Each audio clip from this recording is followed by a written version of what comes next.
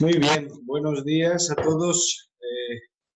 Bienvenidos al webinar sobre cómo buscar financiación. Una breve introducción.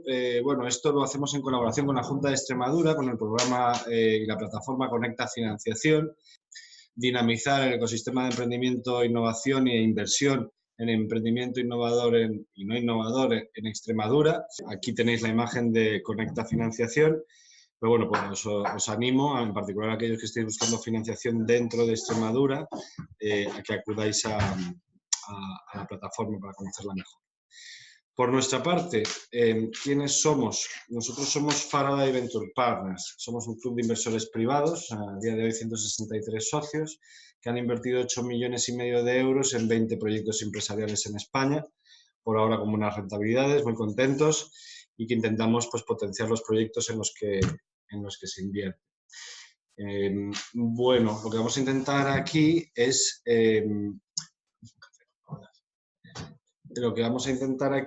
dar unas pautas para que aquellos que estéis en búsqueda de financiación privada, en particular, no bancaria, no pública, ¿vale? Tengáis unas herramientas y unas reflexiones en base a nuestra experiencia para ir de la mejor de las maneras posibles y conseguir esa financiación necesaria. Entonces, en particular, vamos a ver lo primero, ¿no? La primera pregunta que todos deberíamos hacernos es ¿necesitamos o no necesitamos? Es decir, ¿por qué buscamos financiación privada? La segunda, vamos a ver la tipología del inversor privado. Pues hay distintas entidades y tipos de individuos que podrían estar interesados en participar de esa financiación privada, y lo vamos a ver por el orden más o menos de la vida de la empresa, ¿no? Desde que nace hasta que ya puede tener acceso por tamaño, volumen, a mercados de capitales, etcétera. Luego vamos a ver la solicitud de inversión, cuál es la información más relevante o la más práctica de cara a que el inversor pueda tomar una decisión informada, y algunas reflexiones sobre el proceso de inversión para no ahogarse en ese proceso. Por último, los 4 o 5 bloques de negociación más relevantes para un pacto de socios efectivo para ambas partes, para la parte emprendedora y la parte inversora. Y a partir de ahí tendremos media hora más o menos disponible para preguntas-respuestas. Espero que os surjan muchas dudas y ser capaz de responderlas en la última parte de este webinar. Así que, sin más dilación, vamos a empezar. Bueno, en esta slide creo que se compartirá, si no me equivoco, la presentación con los asistentes o a través de la plataforma. Entonces, estas son nuestras participadas para que veáis un poquito de todo. Obviamente nos enfocamos en proyectos innovadores, entonces cada uno de estos tiene su componente normalmente tecnológico, algunos no, es simplemente innovación en entrega de producto, etcétera, y en una fase comercial incipiente. Entonces, el conocimiento que os voy a intentar trasladar está enfocado en esa fase, ¿no? En esa fase donde lleva a lo mejor entre 1, 3, 4 años la empresa, está buscando su primera ronda profesional de financiación, a lo mejor ya tiene algunos business angels, a lo mejor tiene un pequeño fondo, a lo mejor en esas siguientes fases, y de hecho en algunas participadas ya estamos buscando financiación internacional de fondos más grandes, pero tener en cuenta que todo este conocimiento está orientado a la búsqueda de financiación para proyectos incipientes e innovadores, ¿vale? Hay otra serie de proyectos que tienen otro tipo de requisitos de financiación. Bueno, lo primero, como siempre, es hacerse una autocrítica, una reflexión y asegurarnos de que buscamos financiación externa por los motivos adecuados. Sobre todo teniendo en cuenta de que esos inversores externos a lo mejor no van a tener los mismos intereses que nosotros o no van a estar totalmente alineados en cuanto a la estrategia de la empresa, sobre todo si cambia. Cuando estamos solos, cuando estamos entre los socios fundadores, que trabajamos todos en la empresa, pues somos normalmente bastante libres de cambiar la estrategia de la empresa, pero cuando hemos prometido ciertas cosas o nos hemos comprometido a seguir cierta estrategia con unos inversores externos, privados, pues obviamente puede generar conflicto y cambiarlo alegremente, ¿no? Tiene que haber motivos y tienen que poder ser explicados, pero obviamente pues son más compromisos en la empresa. Entonces tenemos que asegurarnos de que queremos esa financiación externa. Entonces los principales motivos suelen ser los financieros. El principal motivo es porque pues, los proyectos más innovadores, más tecnológicos, en las fases más incipientes, donde aún no están facturando muchos de ellos, pues no tienen acceso a otros tipos de financiación como la bancaria o la pública. ¿vale? Hablo de Enisas, Cedetis, etcétera, que, hombre, pues hacen una gran labor, pero no pueden abarcar todo el espectro de los proyectos innovadores españoles. El segundo motivo suele ser que muchos de estos proyectos, y sobre todo en particular cuando tienen un componente de desarrollo importante, no suelen generar ingresos en los primeros meses, años de actividad de la empresa, pero hay que pagar a los desarrolladores, ¿vale? Hay que pagar la construcción de ese producto o servicio hasta que las ventas pueden financiar la sostenibilidad del propio proyecto, ¿vale? Pero los primeros meses, incluso años, diría yo, pues la empresa no suele tener los recursos propios, ni los propios fundadores suelen tener los recursos propios de sus bolsillos para poder sostener el proyecto en esa fase incipiente. Luego, hay motivos muy específicos de inyección en capital para una oportunidad en particular. Puede ser una adquisición de otra empresa, puede ser una adquisición de activos materiales que pues, aumentan los márgenes en el corto plazo, pero que hay que hacer un desembolso relevante, o puede ser simplemente las necesidades de circulante y de pago de nóminas, de un incremento del equipo que esperamos que nos lleven a mayores volúmenes, por ejemplo, ¿no? Y por último, todo esto son los aspectos más relevantes. Por supuesto, hay una infinidad de motivos posibles, ¿no?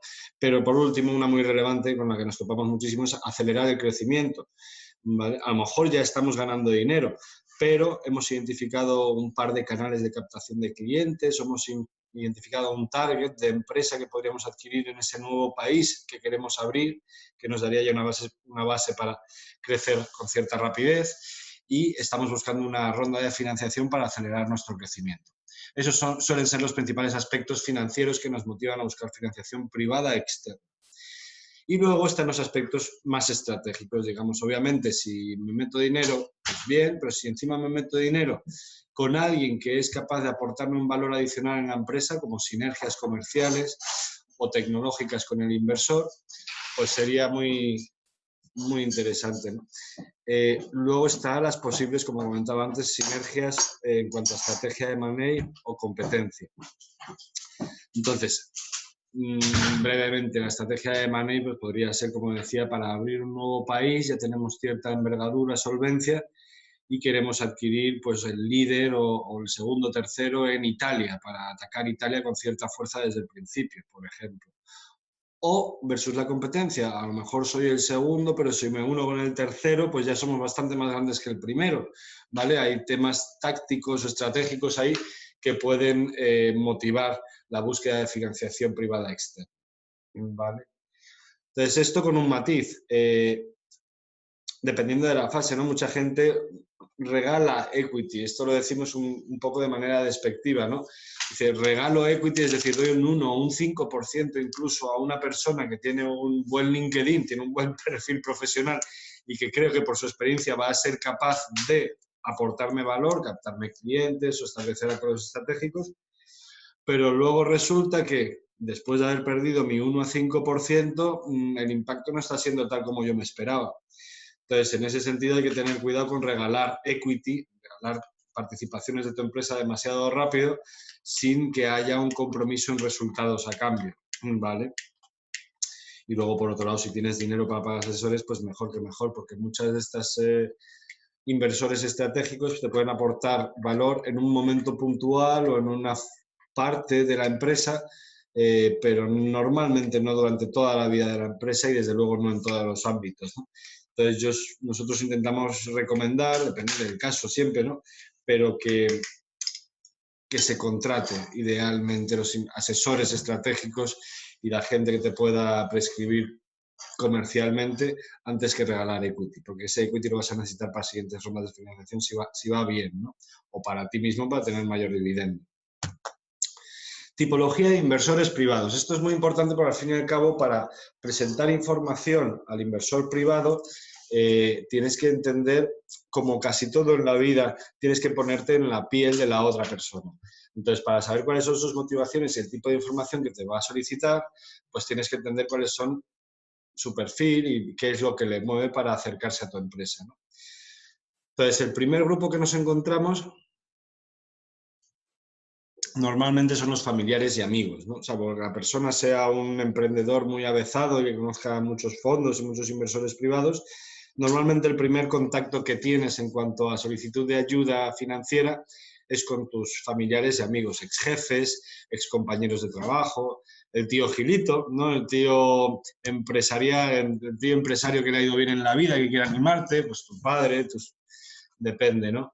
Esa gente normalmente no suelen ser inversores profesionales, no lo analizan en términos de rentabilidad de su inversión, sino en términos de apoyo a una persona a la que quieren, ¿vale? Y esa suele ser su motivación, es decir, la mitad de los familiares y amigos que nos encontramos en las cap tables, en el accionariado de las empresas en las que invertimos, no saben del todo qué hace la empresa, ¿no? Eso está muy mal desde la perspectiva inversora, pero está muy bien al fin y al cabo desde la perspectiva personal, porque obviamente hay gente que confía en ti, a veces por cualidades más allá de las empresariales, y yo creo que no es malo. Veréis otros fondos que no les gusta, y lo que hay que tener aquí mucho cuidado es en tener a 17 familiares amigos un poquito desperdigados por el planeta con muy, muy pequeñas participaciones. Entonces, siempre que se puedan sindicar en pacto de socios o aún mejor vehiculizar, pues te plantearán menos problemas de cara a siguientes ampliaciones de capital en donde entren ya inversores profesionales y no quieran ver un cap table que llamamos demasiado desperdigado, ¿no? Los business angels son normalmente individuos que operan por libre totalmente, que ya están prejubilados o vendieron su empresa, que tienen una cierta masa patrimonial y que dedican buena parte de su tiempo a invertir y potenciar los proyectos empresariales en los que participan. Las motivaciones de estas personas suelen ir ligadas a la rentabilidad potencial, sí, pero casi en un segundo o tercer lugar. El primer lugar suele ser seguir activo en su industria, descubrir la innovación dentro del sector, industria que más conoce, intentar apoyar estratégicamente a los proyectos, tienen tiempo, tienen contactos y tienen conocimiento relevante para potenciar esos proyectos y abrir puertas en caliente. Bueno, y normalmente también un aspecto personal de aprendizaje y de participar en proyectos con los que se identifican, o incluso social, de pasar ese testigo al siguiente corredor. A mí me ha ido bien, tengo una responsabilidad para con la sociedad e intentar ayudar a esos siguientes emprendedores que me siguen, ¿no? O que siguen esa estela del emprendimiento. Entonces, ahí es totalmente heterogéneo, obviamente, la personalidad del business angel, pero sí que es muy interesante. El ticket suele ser menor, es más profesional, obviamente, que el familiar y amigo, puede aportar mayor, pero también puede generar mayor conflicto, ¿no? Suele ser personas de carácter fuerte que tienen una visión bastante aterrizada de su sector y lo que va a funcionar y lo que no, ¿no? Por oposición a los inversores privados, también individuos, también con fuerte capacidad patrimonial, no fortísima, ¿vale? Hablamos de tickets normales de entre 20, 50 a 100 como mucho. Obviamente hay business angels que pueden poner 1 millón y hay business angels que ponen 5.000 y su aportación de valor es infinitamente mayor que de la que los que aportan 100.000 euros. Eso es muy heterogéneo. Pero lo que quería decir es que los inversores privados tienen ese mismo perfil de individuo, de capacidad de inversión, etcétera, pero lo que no tienen es tiempo normalmente o experiencia relevante en la inversión en startups, sí en su sector. Entonces, muy puntualmente te pueden apoyar, pero realmente no tienen tiempo, suelen estar trabajando en su propia empresa o para terceros a destajo, con hijos, con hipotecas, con de todo. Entonces, lo que quieren es participar de alguna manera en esos proyectos sin perder su dinero, idealmente rentabilizándolo, y bueno, si pueden apoyar puntualmente, fantástico, pero tienen sus propias responsabilidades. Las plataformas de crowdfunding, digamos que sería el primer ente institucional, la primera inversión profesional, pero al fin y al cabo no es más que un cúmulo de inversores privados. Normalmente los business angels no van a través de plataformas de crowdfunding. Lo malo es que, bueno, pues es la primera entidad que cobra, ¿vale? Que va a cobrar a los proyectos empresariales una parte de lo que recaba. Lo bueno es que te lo organiza, ¿no? Decíamos que el miedo de los fondos es tener luego ese cap table totalmente desperdigado y esto al fin y al cabo, pues se supone, depende de la plataforma, unas lo hacen mejor, otras lo hacen peor, pero gestionan el interés inversor global de esos inversores privados. El ticket es mayor y te encuentras a lo mejor entre 20 y 70 personas que están participando en tu empresa. Por ahora, ¿qué pasa? Que el crowdfunding no puede vehiculizar, ¿vale? Por lo que pues, te puedes encontrar con 50 nombres propios en tu cap table, en tu tabla, en tu lista de socios. Y eso no es muy útil de cada gestión futura, pero creemos todos y esperamos que en breve ya la CNMV permita vehiculizar a estas plataformas.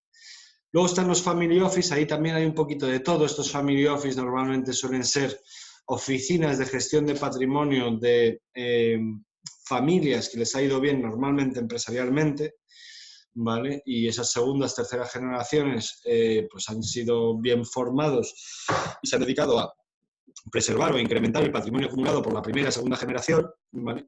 Y luego ya en una época en la que se ha visto que el emprendimiento ha dado los primeros casos de éxito, buenas rentabilidades, etcétera, y que los propios asesores de patrimonio han fomentado la diversificación de la cartera de inversiones, pues tenían inicialmente renta variable, mucho inmobiliario, renta fija y cash, pero desde hace pues, relativamente poco, yo diría 4 o 6 años, están comenzando a dedicar un 1 a 5% de sus inversiones en participadas no cotizadas, muchas de ellas startups, ¿no? Entonces aquí vamos a ver un tipo de inversor que es muy serio, muy profesional, se mira mucho las cosas, en particular temas de circulante y financieros, ¿vale? Más que métricas de negocio posiblemente, o aspectos de competencia, industria, mercado, pero algunos van a tener experiencia muy interesante en tu sector y otros, sin embargo, van a tener muy poquita experiencia empresarial, por ser segunda o tercera generación, y lo que la mayor aportación que pueden hacerte es esa financiación, ¿no? A partir de ahí entramos en el corporate venture o inversor industrial, ya hablamos de una gran empresa, normalmente mediana gran empresa, que tiene pues, unos incentivos normalmente de innovación. Perdón, pues está un poquito de chat, hablas como quieras. Sí. Lo ves, estoy muy guay.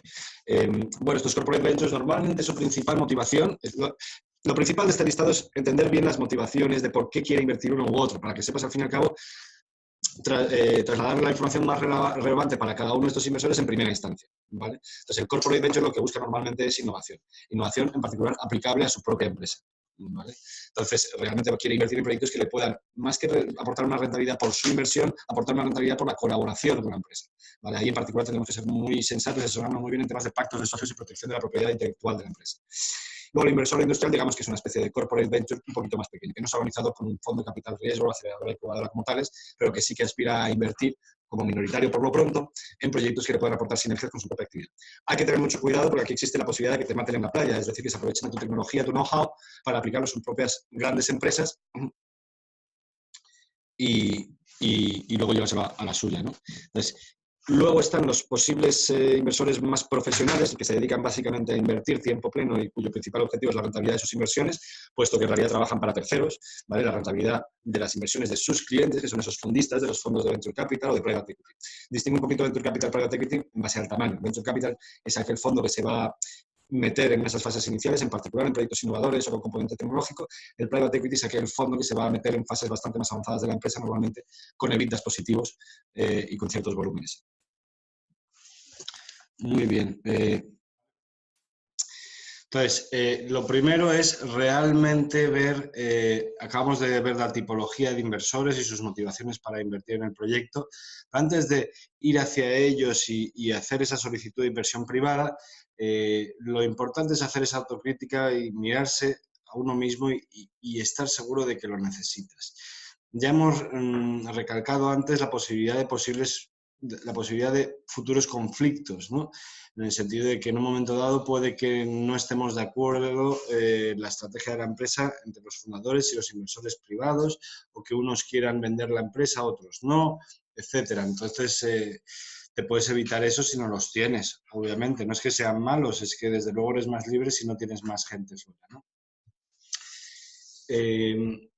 Luego, no hay ninguna alternativa posible, es decir, puedes tener acceso a financiación bancaria, puedes tener acceso a lo mejor a adelantar las ventas de alguna manera, ¿no? Cuando cobras mensualmente, pues hay empresas que dicen, te hago un descuento por un contrato anual, por ejemplo, ¿no? O incluso gente que hace preventas de productos que aún no tiene, ¿no? O sea, tú podrás comprar mi producto, que será este termostato o lo que sea, pero con un descuento sobre el precio de salida, que será dentro de 3 meses, porque al fin y al cabo me estás ayudando a financiar la producción de esa primera tirada.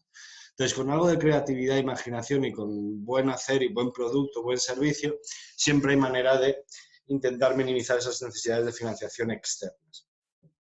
Ahora, si realmente hay unos motivos claros para esa solicitud de financiación, lo que vamos a hacer es, de nuevo, segunda vez que lo comento, ponernos en la piel de ese inversor privado. Y hemos visto que hay varias pieles muy distintas, del business angel al fondo de private equity, pasando por todo un poco, ¿no? Entonces, lo que vamos a intentar ver es que él tiene que obtener una rentabilidad. Entonces, la información que le demos tiene que hacerle ver el potencial de rentabilidad para su inversión. Pero también tenemos que hacerle ver cuáles son los riesgos de esa inversión y cómo nos estamos organizando como empresario, buen padre de familia, para mitigar esos posibles riesgos, mediante seguros, mediante, pues, dependiendo de cuáles sean los riesgos que percibamos como mayores. Al fin y al cabo, estos análisis no es una cosa nueva que tengas que hacer para el inversor privado, es una cosa que deberías ya de estar haciendo como empresario. Entonces, pues es importante tenerlo en cuenta, ¿no? Que eso es lo que le preocupa a ese inversor. A partir de ahí, lo que vamos a tener es un deck, un informe que resuma, pues, varias cositas, pero en particular lo más importante, en lo que más se va a fijar el inversor, por lo menos profesional, en esa información financiera y de métricas de negocio, que le da cuenta de la evolución y de las capacidades de ejecución del equipo promotor. Y luego, un plan de crecimiento estructurado con hipótesis contrastadas. Es decir, una cosa es lo que hemos hecho hasta la fecha y que da cuenta de esa capacidad de ejecución. Otra cosa es qué pensamos hacer hacia el futuro, que es lo que da cuenta de la rentabilidad potencial de la inversión del inversor, ¿no? Entonces, ese plan de crecimiento, ese plan de negocios, tiene que estar bien estructurado, bien asumido por el equipo promotor y con hipótesis que estén contrastadas. Lo que no vale es, si yo estoy captando a 10, asumo que tras tu inversión estoy captando a 5 euros cada nuevo cliente. El dinero no vuelve más visto a nadie, así que hay que tener cuidado con esas hipótesis que no deben de ser muy, muy distintas a lo conseguido ya o a la competencia. Y lo más importante, posiblemente, es nunca, nunca, nunca mentir. ¿Vale? Aunque sea en nimiedades, aunque sea en un pequeño litigio con un proveedor que te hizo una app que no quieres pagarle porque la hizo mal o no cumplió sus compromisos ni en tiempo ni en forma, por distintos... nunca mientas. Si hay algún tipo de problema, lo mejor es sacarlo cuanto antes. Y así, primero, dar la posibilidad a ese inversor a que ayude a solucionarlo, si fuese el caso, pero sobre todo, dar la confianza a ese inversor de que si hay problemas, los sacarás. No vas a esconderle nada y no vas a decirle un día a tu empresa ha quebrado, sino posiblemente tengas que decirle un día, hay un pequeño problema, y esta es mi manera de solucionarlo. Vale. Pero no escondas los problemas con el objetivo de solucionarlos antes de que estallen, porque siempre, en nuestra experiencia, siempre, siempre, siempre ha sido la peor de las soluciones. Bueno, aquí vamos a entrar en, principales bloques de información. Os lo voy a describir muy sucintamente, pero con el objetivo de que realmente me preguntéis cualquiera de estas cosas o cómo queréis presentarla o qué grado de profundidad en el Q&A para aquellos que les resulte relevante, ¿vale? Pero estos son los grandes bloques de información que deben de quedar cristalinos, ¿no?, en la mente del inversor. Entonces, lo primero, ¿qué hacemos? ¿Cuál es nuestra propuesta de valor? La propuesta de valor es al cliente. ¿Qué le ofrecemos a ese cliente? ¿Por qué nos va a pagar? ¿Vale? Y luego, ¿cómo nos paga ese modelo de negocio? ¿Cómo monetizamos esa propuesta de valor? Ese servicio que le ofrecemos al cliente, ¿cómo lo compra? ¿Vale? ¿Y qué valor obtiene por él? Luego está el mercado objetivo, ¿vale? Pero más que facturación global de lo que sea, no, realmente son las personas a las que puedo acercarme y que van a ser target de mi servicio, propuesta de valor, producto. Pero no solamente cuántos hay, sino cómo voy a llegar a ellos y qué recursos me va a requerir, ¿no? ¿Cuál es mi estrategia de marketing y comunicación para llegar a ese mercado objetivo? Y cuáles son los recursos, tanto en dinero, es decir, inversión en marketing, publicidad, etcétera, online, offline, como en tiempo y personas. No voy a, por mucho dinero que meta, abarcar una cuota relevante del mercado en el primer año.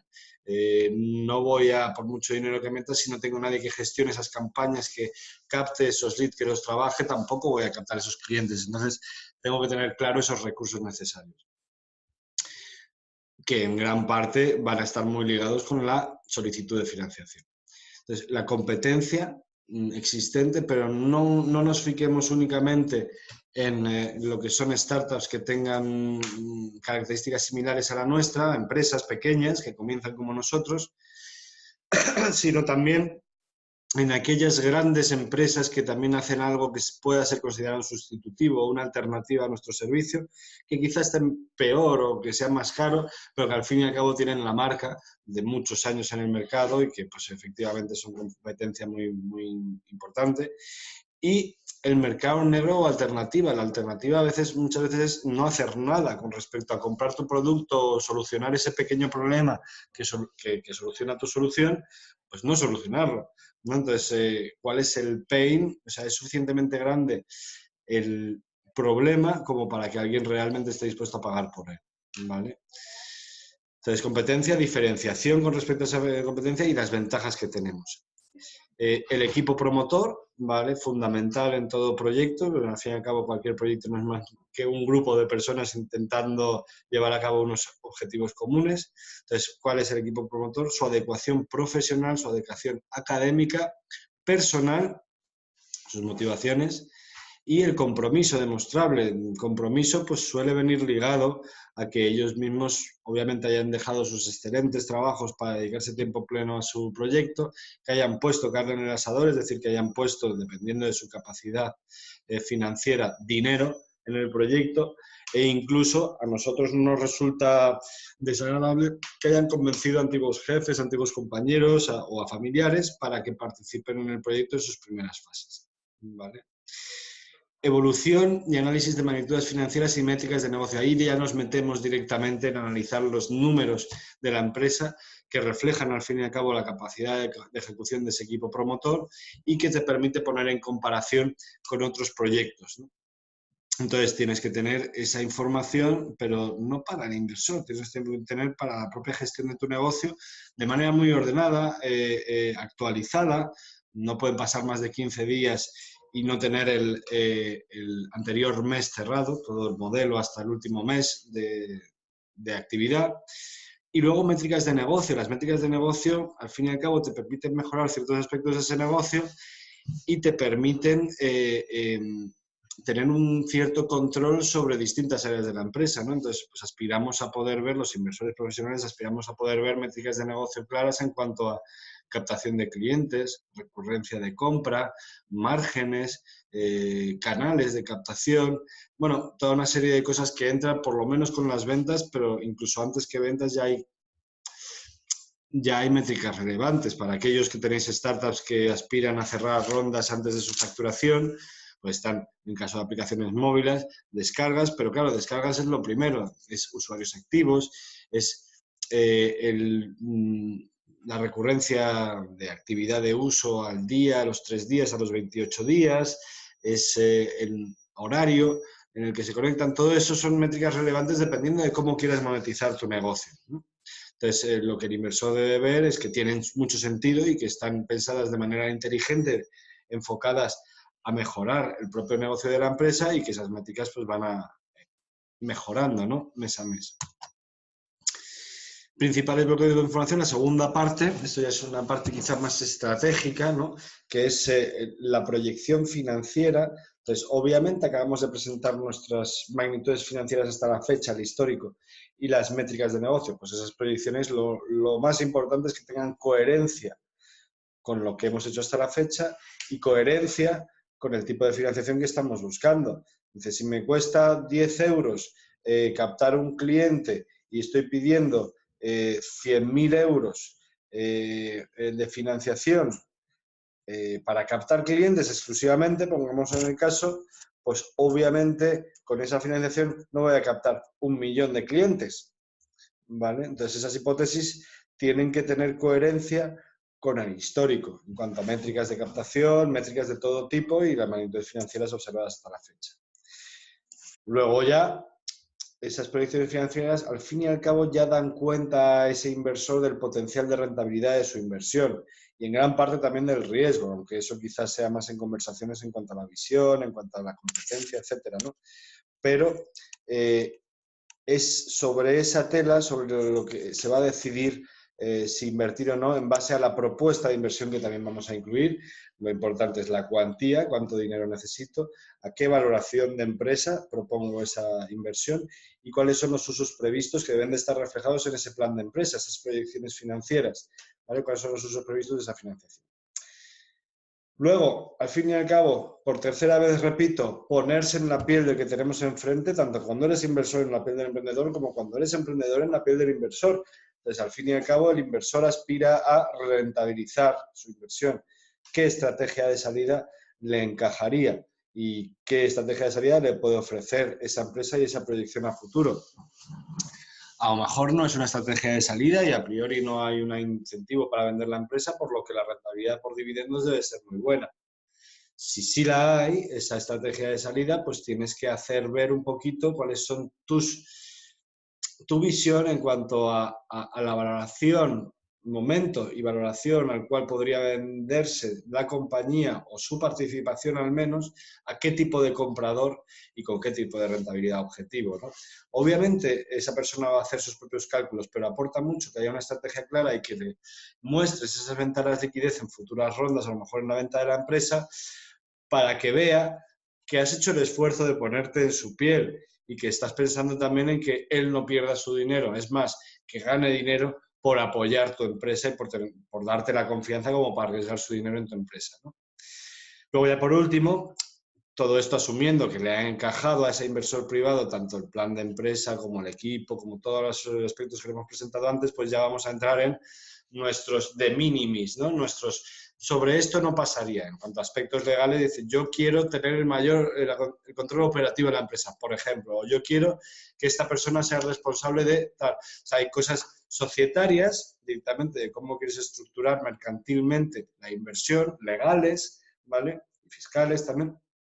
Pero luego para societarias, este palabra es para indicar los temas de pacto de socios, ahora visitaremos muy brevemente, pero bueno, pues en cuanto a control operativo, en cuanto a derechos de veto, en cuanto a condiciones de transmisibilidad de participaciones, derechos de arrastre, derechos de acompañamiento, etcétera, si tienes algo muy, muy claro es el momento de soltarlo antes de que sea innegociable, ¿vale? Procesos de inversión. Aspectos relevantes. Bueno, estos son comentarios en base a nuestra práctica, ¿vale?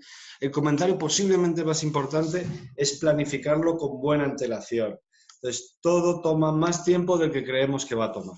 Entonces, yo diría que 6-9 meses antes del momento en el que creemos que vamos a estar queriendo cerrar la ronda, estemos ya pensando con quién y preparando esa información, ¿vale?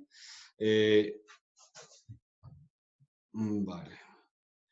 Entonces, 6-9 meses es idóneo. He visto cosas muchísimo más rápidas, pero también he visto cosas más lentas, de un año o más, ¿vale? Así que hay que tener cuidadito. Entonces, timing y competencia entre inversores también es muy útil. Competencia entre inversores, a ver, no es...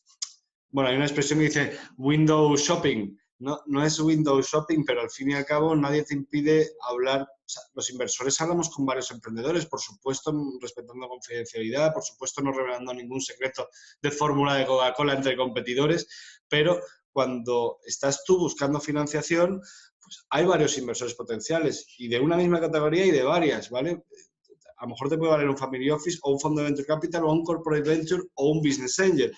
Entonces, de manera estructurada, porque si no te vuelves loco, pero sí que abrir conversaciones siempre con la... Bueno, ahora lo comentaré, pero abrir conversaciones con varios pues te dará más posibilidades de tener o más inversión o mejores inversores, poder elegir el inversor, que siempre es aconsejable y sobre todo si tienen capacidades estratégicas que te puedan ayudar no solamente en tu dinero, tu financiación requerida, sino también en incrementar o acelerar tu desarrollo comercial, ¿vale?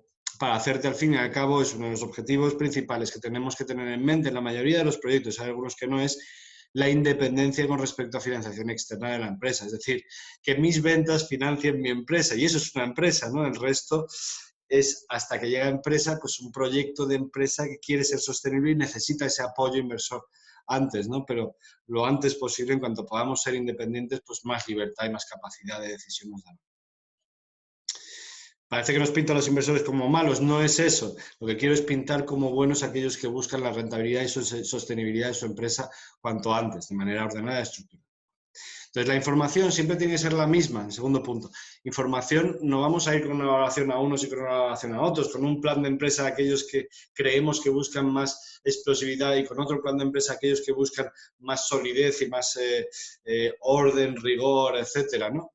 Entonces, tenemos que tener una visión e intentar encontrar los inversores que comulgan con esa visión. No vamos a hacerlo al contrario, no vamos a intentar encontrar inversores y luego, en base a la visión que ellos nos han trasladado, intentar hacer un plan de empresa que les encaje para que inviertan. Eso es posiblemente la muerte asegurada de la empresa.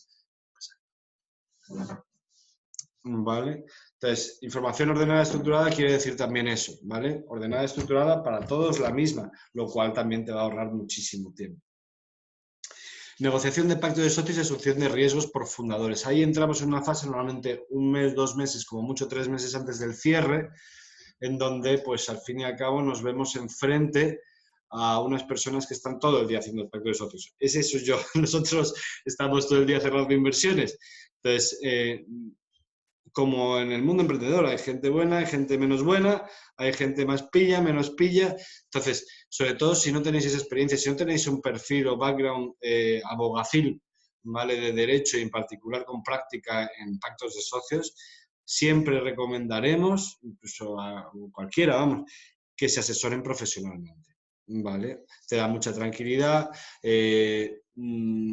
al fin y al cabo entras con mayor confianza en esa relación que va a ser de medio o largo plazo con ese inversor profesional y te aseguras al fin y al cabo de que no es un cabroncete, ¿no? Porque hay muchos aspectos, te quiero decir, no están escritos en chino los pactos de socios, es todo sentido común, pero al fin y al cabo hay muchas implicaciones que a lo mejor tú no eres capaz de ver por falta de experiencia y porque otros abogados que sí que se han visto en esas tesituras más adelante ya, pues pueden prever mejor que alguien que no se ha visto en el percal esos futuros riesgos y ayudarte a minimizarlos en el pacto de socios, ¿no? También te desconecta un poquito de la negociación directa y en esos momentos es donde puede chirriar un poquito la relación entre el inversor que aún no lo es y el emprendedor que aún no ha recibido esa inversión, ¿vale? Entonces siempre está bueno, siempre es recomendable tener dos caras para la negociación de este tipo de cosas, ¿no? No es la estrategia poli bueno, poli malo, sino el asesor profesional y el CEO, que al fin y al cabo debe seguir centrado en su negocio para que se cierre la inversión. Si de repente los 2, 3, 4 últimos meses antes del cierre de la inversión, por haber estado dedicando demasiado tiempo al proceso de la ronda de financiación, ha dejado descuidado los aspectos de negocio y se ha visto reflejado en un descenso en las ventas o márgenes, pues al final puede que te quedes sin negocio y sin ronda. Entonces hay que mantener el foco y yo recomendaré siempre el asesoramiento profesional. Prepararse, bueno, este cuarto punto está muy relacionado con el primero, pero hay que prepararse sobre todo dependiendo del grado de avance que tenga tu empresa, si tiene menos de un año menos, si tiene más de 5 y más de X millones de facturación más, prepararse para una due diligence legal, fiscal, laboral, financiera, comercial, personal, de todo tipo. Básicamente, tener la casa en orden. Si estás invitando a gente que no vive en tu casa a cenar, pues es bueno que esté recogida la cocina, que en el baño haya papel, etcétera, etcétera.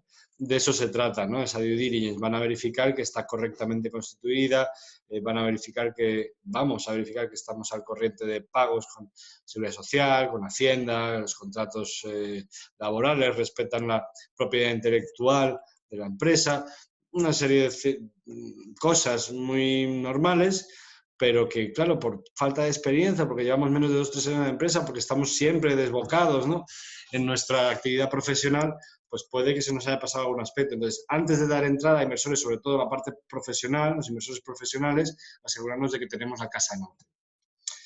De nuevo, estructuración fiscal y societaria de operación, ahí ligado con el tercer punto, asesorados profesionalmente a aquellos que no tengáis ese perfil, ¿vale? Y aunque lo tengáis, yo creo que es bueno.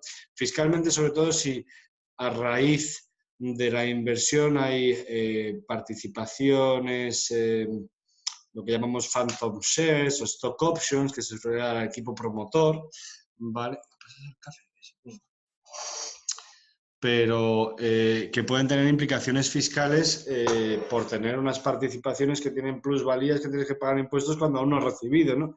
Entonces, la estructuración fiscal y societaria en el sentido, pues, si hay esos familiares y amigos, por ejemplo, 15 personas, un poquito con tickets pequeños, promedios de 3.000, 4.000 euros y tal, a lo mejor antes de la entrada de ese inversor profesional es bueno estructurarles mediante una sociedad vehículo y un único representante por la agilidad en la toma de decisiones, etcétera, ¿no? Entonces, ver un poquito que sea ágil luego la relación entre tus socios, al fin y al cabo, y la empresa, y que te permita no dedicar demasiado tiempo a los temas administrativos, que son luego muchos tras la obtención de la inversión, ¿no? De juntas, de consejos, etcétera. Y por último, otro aspecto relevante es que cuando metes a gente en la casa no va a ser para una cena, sino para una cena mensual o trimestral. Así que tienes que asumir esas responsabilidades de reporting, hacerlo bien, hacerlo en tiempo y aprovechar ese reporting para también obtener idealmente potenciación, contactos comerciales, etcétera, contactos para obtención de nuevo talento en el equipo, etcétera, que puedes incluir o embeber en ese reporting. Y asumir también ese nuevo reparto de poderes. Antes eras dueño y rey, hacías lo que querías cuando querías, en muchas ocasiones, en todas las empresas, también hay cofundadores, ¿no? Pero ahora ya no. Ahora hay una persona que no está a tiempo pleno en tu empresa, que tiene que velar por sus propios intereses y que ha arriesgado metiendo dinero en tu empresa, por lo que va a querer participar de ciertas decisiones muy relevantes, muy estratégicas, y que va a querer tener un seguimiento lo más profesional posible de la evolución de su empresa invertida, ¿vale? Entonces hay que asumir que va a ser así, que va a haber esas responsabilidades, ¿vale? A cambio de esa financiación, obviamente. Bueno, pactos de socios muy brevemente. Lo primero, los dos avisos más relevantes es que muchas veces ponemos una cláusula para protegernos de una cosa. Lo que pasa es que esa propia cláusula puede perjudicarnos en caso de que ocurran otras que no estamos mirando en ese momento, ¿no? Entonces, eso es un aspecto muy importante, ¿vale? Porque es fácil meter cláusulas para protegernos de cosas, así, alegremente en un pacto de socios, pero cada una de esas cláusulas abre ciertas posibilidades en caso de que sucedan otras cosas que no estamos previendo, ¿vale? Bueno, si queréis lo comentamos un poquito más adelante. Y luego, quizá la más importante es que no todo se puede prever en un pacto de socios, jamás será posible eso, ¿vale? Tendrían que ser pactos de socios de miles y miles y miles y miles de hojas, y aún así, ¿vale? Así que la confianza es absolutamente imprescindible. ¿En qué sentido digo que la confianza es imprescindible? Va a ser una relación a medio y largo plazo, va a ser una relación en donde cada uno pueda hacer daño a la otra parte, por lo que, pues, si ese fondo de venture capital o ese inversor profesional está haciendo una due diligence en cuanto a tu persona, en cuanto a tus ex jefes, en cuanto a tu familia, tu universidad, tus a lo mejor amigos, si tiene amigos en común, es muy recomendable que hagas lo mismo por tu lado. Es decir, que veas en qué participas, qué proyectos ha invertido, si por ese lado te puede aportar sinergia, te puede aportar valor porque puede que tengas sinergia con alguna de sus participadas o porque tenga buenos contactos, experiencia en el sector. Hablar idealmente con alguna de sus participadas que hayan quebrado para saber cómo se han comportado esos fondos en momentos un poquito siempre tensos, ¿no? Cuando pues las cosas vienen mal dadas. Entonces, pues lo ideal es tener feedback de todo tipo, de aquellas las que han ido bien, aquellas las que han ido mal, ¿no? Entonces, pues conocer un poquito antes de que entre en tu casa a ese invitado es muy útil. Luego, los aspectos más importantes, el primero, probablemente el gobierno, la sociedad y adopción de acuerdos. Hablo del órgano de administración, normalmente se suele erigir un consejo de administración en cuanto entra un inversor mínimamente sofisticado. Con la entrada de algunos business angels ya es indispensable, con la mayoría de fondos de venture capital también. Aunque bueno, la gente está intentando huir un poquito de consejo porque implica una responsabilidad civil para el inversor externo que no está en el día a día de la empresa y a nadie le hace gracia las responsabilidades, ¿no? Entonces, bueno, pero de cualquier manera, aunque no estén en el consejo, lo que sí que van a pedir la mayoría de inversores es ciertos derechos en cuanto a la toma de decisiones de mayor relevancia, ¿no? Bueno, algunos ejemplos prácticos podrían ser, lo que desde luego tiene que ser aceptado sí o sí, son aquellas decisiones que pueden dar lugar a chanchullos, como por ejemplo, perdón por el término técnico, ¿no? Pero son chanchullos. Operaciones vinculadas, ¿no? Cuando vas a contratar a tu mujer o a tu novia para que sea la directora de marketing, pues hombre, obviamente normalmente debería de necesitar la aprobación de los terceros, ¿no? Que serían esos socios inversores. Pero cuando también vas a emitir participaciones que tengan otros derechos distintos, políticos o económicos, a los de las participaciones que ya están en curso, tanto para ti como CEO de la empresa, como tus familiares y amigos, como para el fondo que entró hace un año, pues obviamente deberían de tener que aprobar los distintos grupos, ¿vale? Entonces, lo más importante es que sea lo más operativo posible, entonces está bien prever que sea vía precisamente videoconferencia, las comunicaciones que puedan ser vía email, que sea operativo, ¿vale? Que las minorías no se vean atacadas, es decir, que haya unas mayorías reforzadas en la adopción de ciertos acuerdos, pero que sea operativo, es decir, que se pueda votar pues idealmente online, que con un quórum mínimo sea suficiente para hacer este tipo de decisiones, y luego los vetos, los derechos de vetos que das, al fin y al cabo, que podrían implicar algún tipo de chanchullo, por lo que das derechos de veto a pues, cada uno de los grupos. Ahora comentamos si tenéis alguna pregunta en este aspecto. Pero vamos, lo más importante es asesorarse profesionalmente. Estos son ciertas pautas para que os suenen cuando habléis con vuestros asesores, pero realmente hay que asesorarse, no en base a media hora de comentarios debéis de estar tranquilos negociando con un fondo de Venture Capital. La segunda parte más importante es la transmisibilidad de las participaciones. Ahí hablamos de drag y tag along, que sería el derecho de arrastre y derecho de acompañamiento. Derecho de arrastre implica que una parte o una mayoría de la empresa, o depende de cómo lo estructures, tiene el derecho a arrastrar a la minoría, aunque no esté de acuerdo, normalmente en la venta de la empresa en su totalidad a partir de ciertas valoraciones. Es decir, si el 50, por ejemplo, si todo el mundo ha invertido por debajo de 3 millones de euros de valoración en esta empresa, pues todos acordamos en pacto de socios que si recibimos una oferta por encima de 10 millones de euros y más del 50% de la empresa, que implica que el CEO también tiene que estar de acuerdo, está de acuerdo en aceptar la oferta por encima de 10 millones, pues aunque haya un 30% de la empresa que no esté de acuerdo, pues se venderá y punto. Y ese 30% ha firmado también que será así en pacto de socios, ¿vale? Eso sería el derecho de arrastre. Hay varias maneras de estructurarlo. Derecho de acompañamiento, pues que una parte de la empresa, si quiere vender a una tercera parte o a otro socio de la empresa, en su caso, puedes estructurarlo libremente. Al fin y al cabo, el pacto de socios es un contrato entre partes privadas, ¿vale? Entonces, yo tendré derecho a vender proporcionalmente a mi participación junto con ese socio que está vendiendo a una tercera parte o a otro socio de la empresa, parte de mi participación. Entonces, si él está vendiendo, pues, yo qué sé, 50 participaciones y era el 100% de lo que tenía a una tercera parte, y yo resulta que tenía 100 participaciones, pero también estoy interesado en vender en esa operación, pues me correspondería vender un porcentaje tal que probablemente fuesen 33 participaciones y 17 por ahí, el que estaba vendiendo inicialmente, y yo, para que vendamos la misma proporción de nuestras participaciones cada uno, que hagan que la venta total sea de 50 participaciones, que era lo que él tenía convenido. Eso es el derecho a acompañar a otro socio que vende. Derecho de acompañamiento o tágalo. Cambio de control, ¿qué significa? Pues que normalmente en las primeras fases, desde luego, cuando se invierte en una compañía, se invierte sobre todo en el equipo promotor.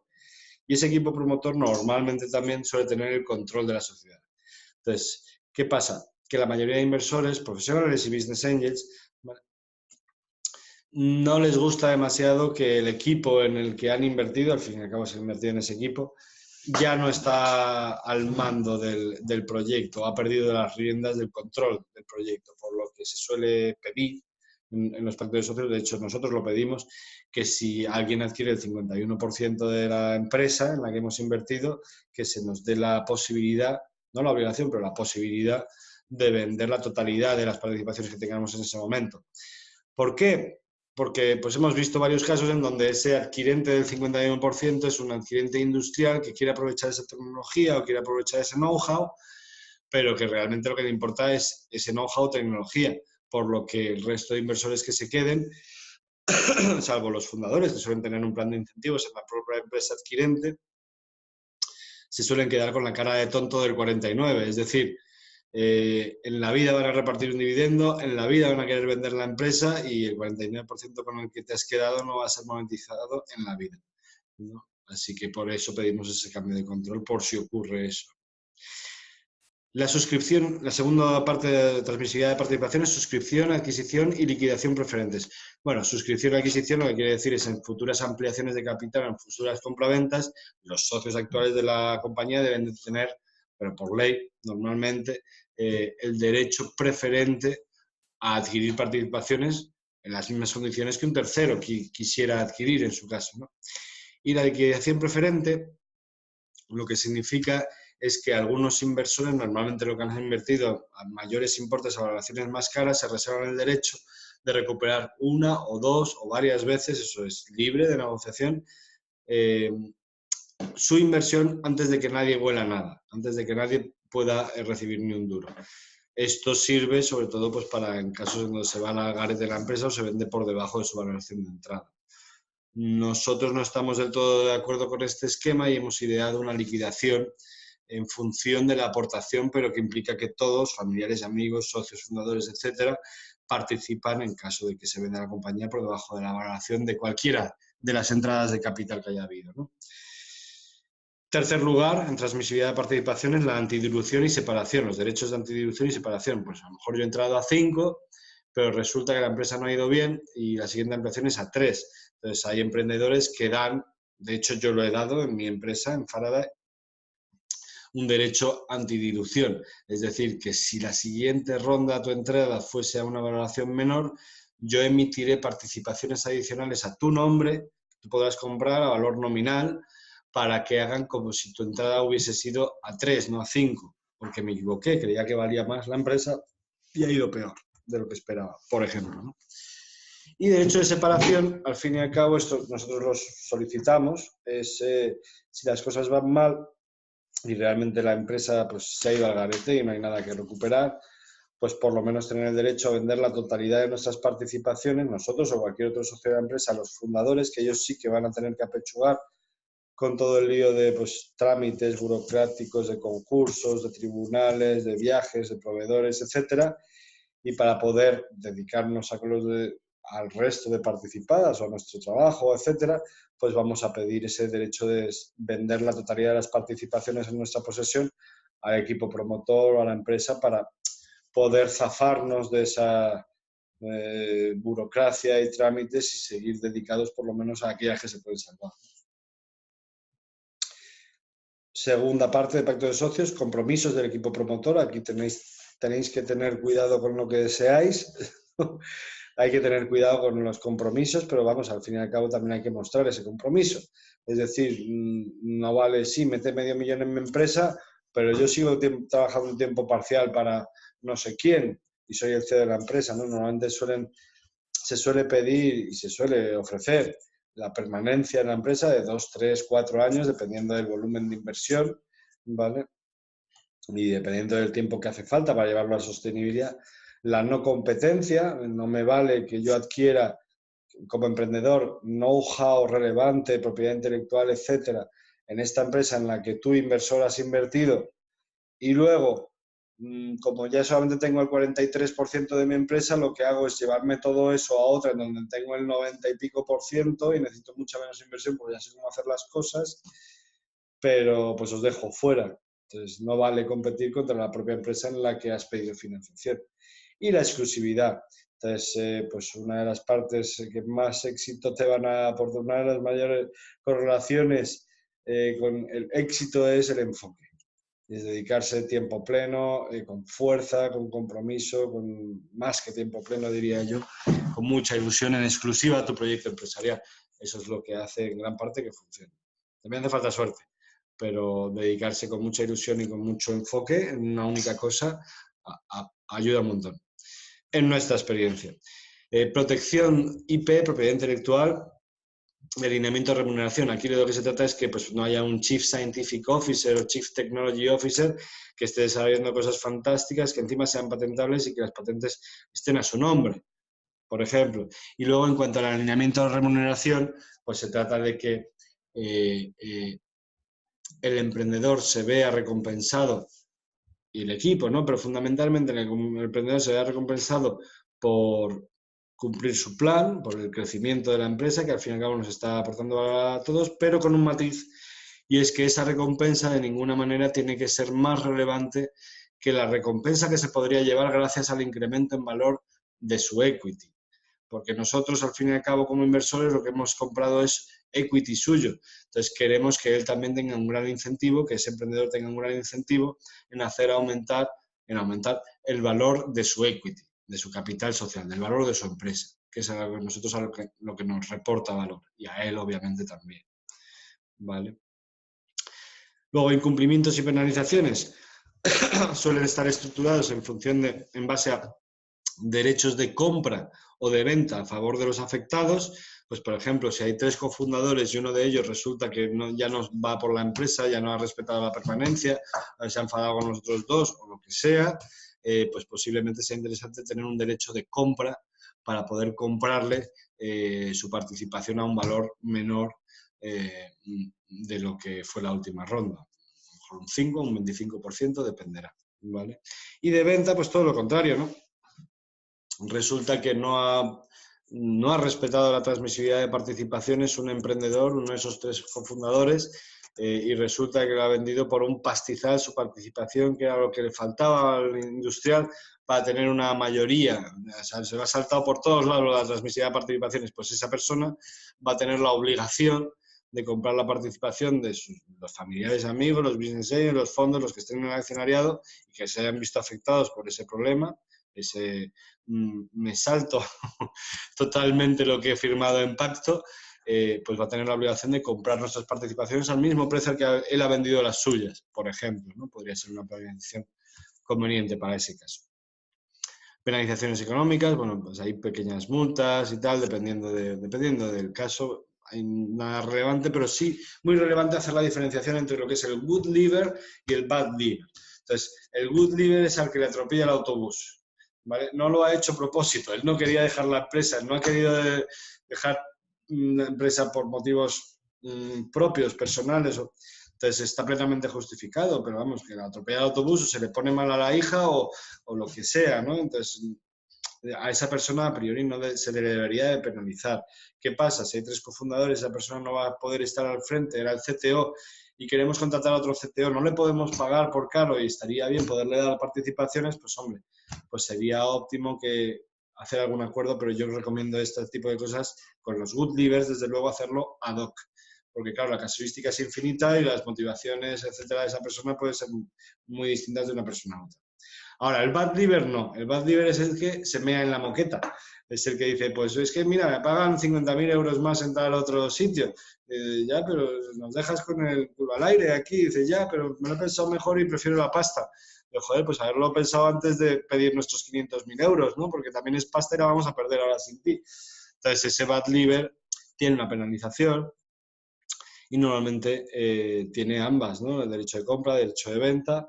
Y bueno, pues hay que ver también un poquito caso al caso, pero está bien prever ya, en particular, para el bad liver, esas penalizaciones en el propio pacto de socios, que también a su vez tiene un efecto disuasorio, ¿vale? Porque obviamente no vas a saltarte tan alegremente la transmisibilidad de participaciones, aunque te ofrezcan 2 millones de euros al contado al día siguiente al saltártelas, si sabes que vas a incurrir en una multa de 7 millones.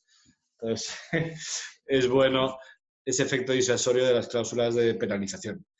Por último, manifestaciones y garantías. Aquí lo que vamos a incluir son las licencias, permisos, regulación, litigios, indicar que estamos en orden en todo y si no, pues primero ponerse en orden en todo antes de meter en financiación externa, ¿vale? También vamos a dar cuenta de que las marcas, la propiedad intelectual, la información financiera es todo ordenado, que es todo correcto y que no conocemos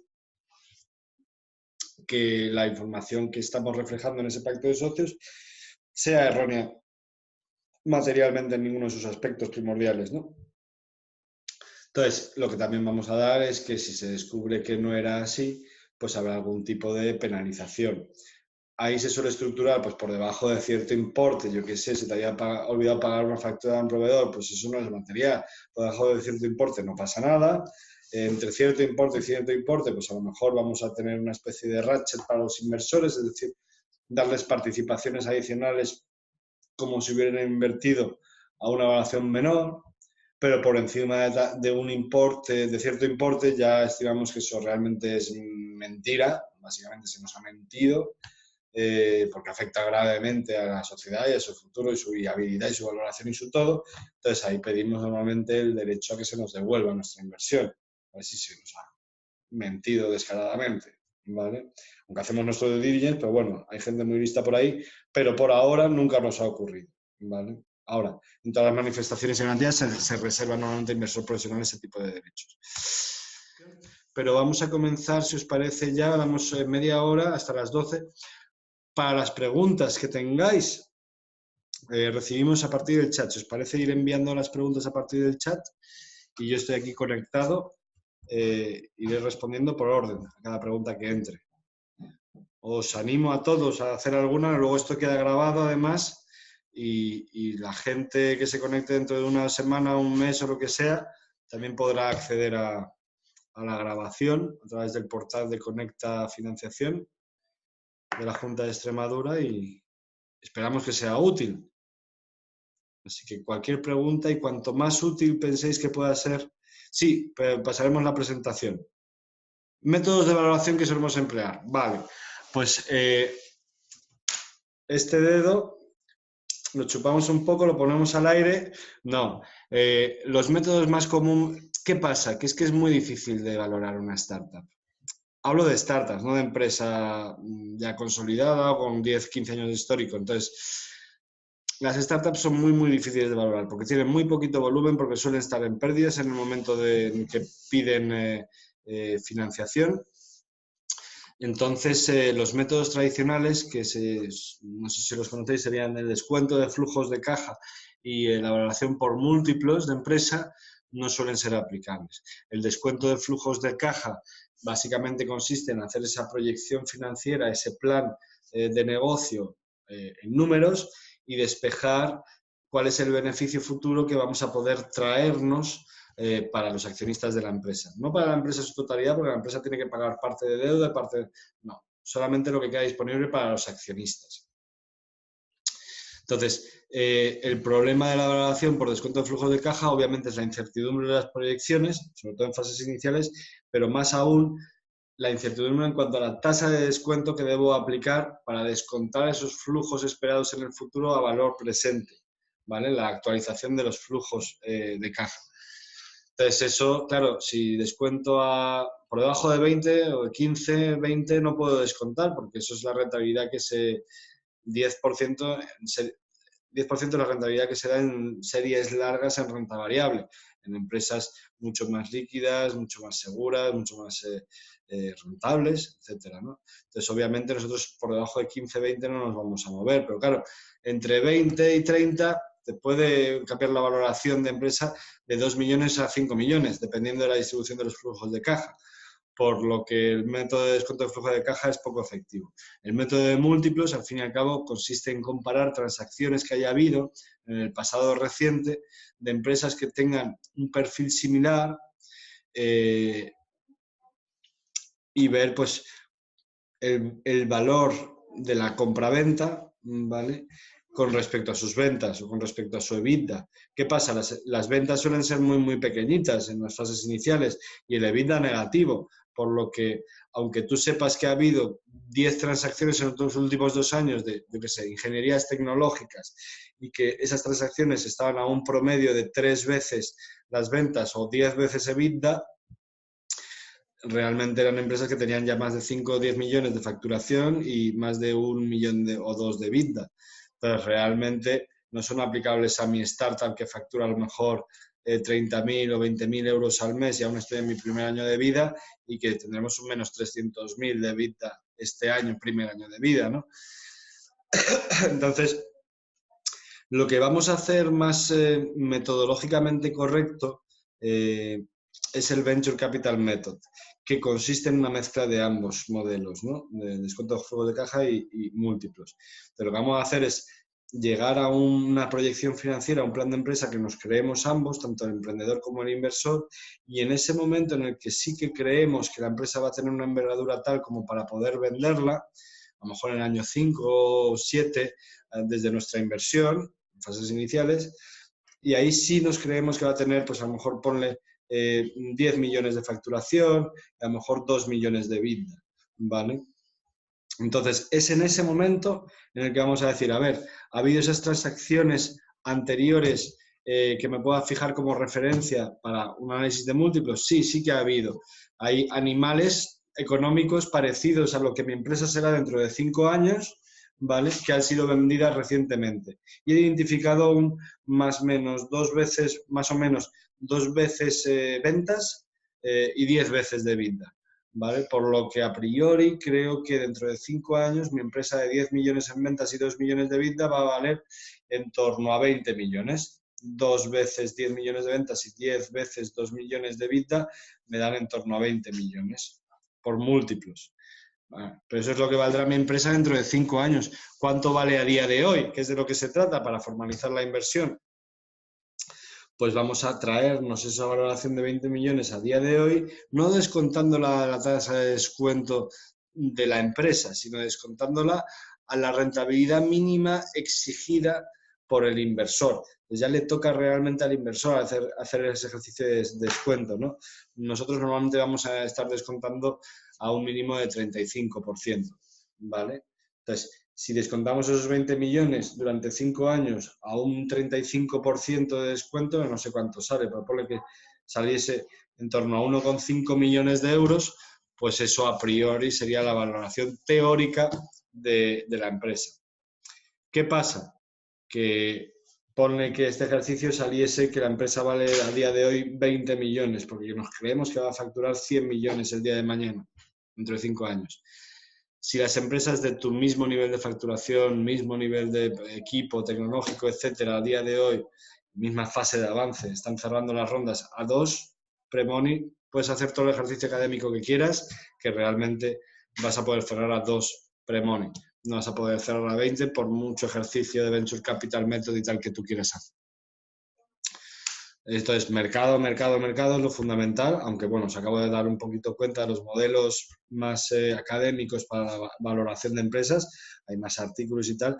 Entonces, descuento de flujos de caja múltiplos y la mezcla de ambos, que es lo más utilizado en la industria de Venture Capital, que es el Venture Capital Method. Se utiliza más en Estados Unidos que aquí, obviamente. Pero aspecto muy importante, más importante es mercado. Pásate por unos cuantos foros y mira a qué valoración se están cerrando las rondas de tu sector, ¿vale? En startups de tu fase de avance. Y, por último, muy importante, yo creo, variabilizar esa valoración, mejor aún, porque es tan difícil que lo mejor en muchas ocasiones suele ser hacer un préstamo participativo convertible que convertirá en esa próxima ronda donde ya será más fácil valorarla a un descuento sobre esa ronda, ¿vale? Con un cap en valoración, o hacer una ampliación normal en fondos propios, en capital social, pero que una parte u otra tenga derecho a corregir la valoración dependiendo de la evolución en esos siguientes 2-3 años de vida. Es decir, si nos creemos todos que va a facturar, va a pasar de 200.000 a 2 millones y a 20 millones, pues en caso de que no ocurra, que se le den participaciones al inversor para que haga como si su entrada hubiese sido una valoración menor, porque no ha ocurrido lo que se esperaba, por ejemplo, ¿no?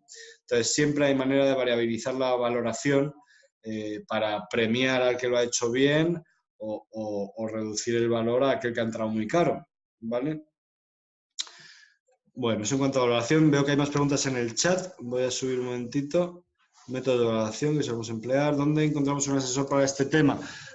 Bueno, yo creo que una primera fuente debería ser la propia plataforma a través de la cual estamos dando esto, en particular para la gente en Extremadura, Conecta Financiación. Supongo que ahí también tendrán abogados y asesores para startups, pero vamos, buscando en Google encuentras un listado de asesores, métete en sus páginas web, mira qué experiencia tienen con startups en particular, qué pasa. El problema con todos nosotros, pequeña empresa, al fin y al cabo, es que para los super cracks, etcétera, pues no somos muy relevantes. No vamos a ir a un Garrigues y nos van a poner al mega socio de Garrigues, nos van a poner normalmente al junior, ¿vale? Entonces, no sé, ahí que es preferible, si tener al junior de un gran despacho de abogados muy reputado o tener al super senior, al socio fundador, un despachito más pequeño y a lo mejor más especializado en startups. Posiblemente la segunda opción, pero todo esto va a venir por búsquedas en Google. Obviamente conocemos a varios, pero no queremos recomendar y sobre todo a la otra parte. A lo mejor estamos en la otra parte de la mesa en alguna operación. Entonces, nosotros siempre recomendamos que se coja asesor, pero no recomendamos asesor para que sea totalmente independiente ese asesor. ¿Planes de negocio a 3 o 5 años? Bueno, yo lo hago a 10, pero soy un poco friki, ¿vale? Mi negocio es muy, muy particular. Entonces, los planes de negocio es lo que mejor te encaje a ti como empresario. ¿Vale? Hay proyectos, por ejemplo, Reclamador, de nuestra cartera, que es muy difícil planificar porque van saliendo pues, verticales en donde tiene sentido hacer reclamación a éxito y luego van desapareciendo otros. Entonces, sus planes de negocio son a 2-3 años. Hay otros proyectos, como por ejemplo el propio Faraday, donde hay una época de creación de comunidad y luego hay una época de rentabilización de las inversiones. Entonces, realmente, el conjunto de nuestra actividad no se podría haber visto en primeras fases de nuestro proyecto si no proyectábamos a 8 años. Entonces, depende mucho de tu modelo de negocio y tu modelo de monetización y tu estrategia de crecimiento, durante cuánto tiempo tienes que planificar. Es decir, si a los 3 años, eso para Alfonso, si a los 3 años tú ya has llegado a un equilibrio financiero, no vas a necesitar financiación adicional, despejas caja de más de $500,000, etcétera, y tal y cual, y en ese momento te las verás venir, si llegas a eso, pues probablemente no sea muy necesario proyectar a más de 3 años. Si realmente va a haber ampliaciones, inversiones relevantes que van a venir al año, a los 3 años, a los 6 años, etcétera, pues lo ideal es hacer un plan que incluya todos esos hitos relevantes de la compañía que están ahora mismo en tu cabeza, ¿vale? Y que quieres al fin y al cabo hacerle ver que tienes una estrategia estructurada y una cabeza estructurada a ese inversor que te está comprando la moto, que, de nuevo, nadie está comprando la moto de nadie, es tu empresa. Entonces, la decisión en cuanto a para cuántos años proyecto debe de ser fundamentalmente tuya, del empresario, no tanto del inversor. El inversor va a ver reflejadas ciertas capacidades, aptitudes o manera de hacer las cosas del emprendedor en base al orden de ese plan de negocio, en base a sus hipótesis, en base al tiempo de proyección, pero al fin y al cabo todo esto es para empresarios, es para que vaya bien la empresa, incluso la financiación en sí, no para obtener financiación únicamente. Blanca, métricas más importantes en un e-commerce. Bueno, no me metería específicamente en un e-commerce, sino que sí, pero realmente para que sirva para todos, yo creo que es muy importante, en primer lugar, la captación, ¿vale? A nivel unitario. Entonces, las métricas más importantes, lo que nosotros nos fijamos bastante, es la captación de clientes. Al fin y al cabo se solicita normalmente financiación para aumentar la masa de clientes. Entonces nos vamos a fijar mucho en el coste de captación de clientes, la diversidad de canales de captación. Todo esto es aplicabilísimo a un e-commerce, ¿vale? Hemos invertido en unos cuantos, de hecho. Entonces, la diversidad de canales de captación, el coste de canales de captación, la sensibilidad en cuanto a incremento de la inversión por canal, si sigue respetando las mismas métricas de captación. Pues todo esto en cuanto a captación, marketing mix, ¿vale? Vamos a ver todo eso de parte de captación. Aparte de la captación, otra cosa que nos vamos a fijar muchísimo es en la recurrencia de compra.